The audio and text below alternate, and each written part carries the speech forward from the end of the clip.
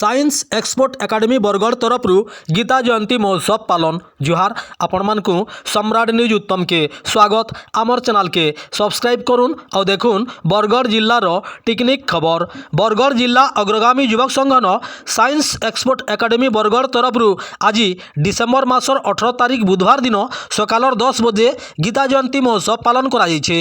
मुख्य अतिथि भावे शरणागत आनंद गुरुजी, बलवंत छत्रिया, मुख्य वक्ता राजीव साहू, कॉलेजर चेयरमैन डॉक्टर देवाशीष बिरतिया, कॉलेजर प्रिंसिपाल मैनेजिंग डायरेक्टर देवदत्त बिरतिया, गीता जयंती होमयज्ञ करथिले जयदेव पंडा, विकास पंडा, पदमपुर गीता प्रेमी प्रदीप पट्टनायक, सभा परिचालना करथिले डिस्ट्रिक्ट कोऑर्डिनेटर सांस्कृतिक परिषद हेमंत प्रधान। शिक्षयित्री माने हेले स्निग्धाराणी सराफ, लीजाराणी मिश्र, रीना मेहेर।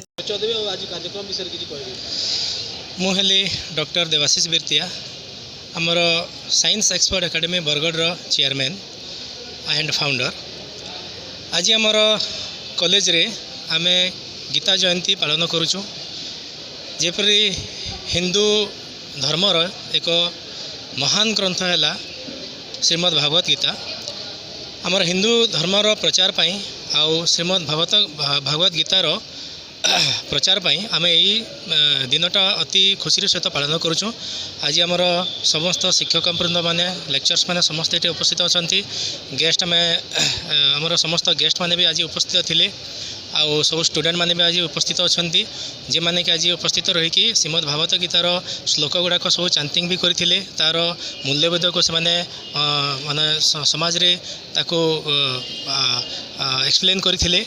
एवं आज जयंती पालन कर मेन आमर उद्देश्य है जे श्रीमद् भागवत गीता को आमे प्रचार करने को चाहूँ, हिंदू धर्मर प्रचार करने को चाहूँ।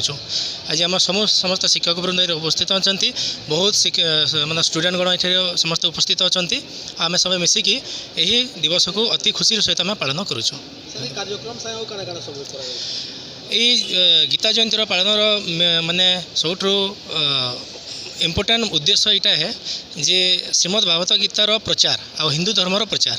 आम जेहेतु भारत वर्ष रोचु सहस्र कोटी वर्ष है आमर हिंदू धर्म जो प्रचार हो श्रीमद् भागवत गीतार जहाँ भी सब ज्ञान गुड़ाक अच्छी बहुत आज माने वेस्टर्न कल्चर को पिला एडप्ट करी जहाँ भी टोटाल आमर हिंदू धर्मर जो प्रसार हो पारुनी आम ताकू यही दिवस पालन करी ताकू आम प्रचार करने। मु देवदत्त Biratia science export academy principal cum managing director. आज आम गीता जयंती उपलक्षे आम हिंदू धर्मर प्रचार ता सहित भगवत गीतार प्रचार करने यही आयोजन करिछु। एथिरे सबू समस्त छात्र छात्री माने अछंती, आमर शिक्षक शिक्षयित्री माने अछंती, ता सहित आमर जो चीफ गेस्ट थिले प्रभु शरणागत आनंद जे कि स्पिरिचुअल साइंस टीचर आमर इष्टी कदलीपाली रिसर्च सेंटर रो अध्यक्ष थिले। से एबे तांकर वक्तव्य शेष करी से जाइटी जाइचंती प्रस्थान करिचंती।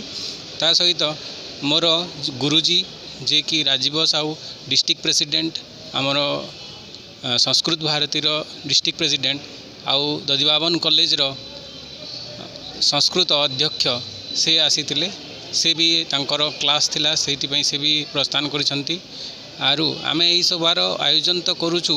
आज दिन को दिन जमी होची जे वेस्टर्न कल्चर को लोक माने बेसी एडप्ट करुचंती, माने सेटा को बंद करिकी केंती आमर संस्कार आमर संस्कृति उपरे बेसी करी से माने ध्यान देवे से ये सबूर आयोजन करछि।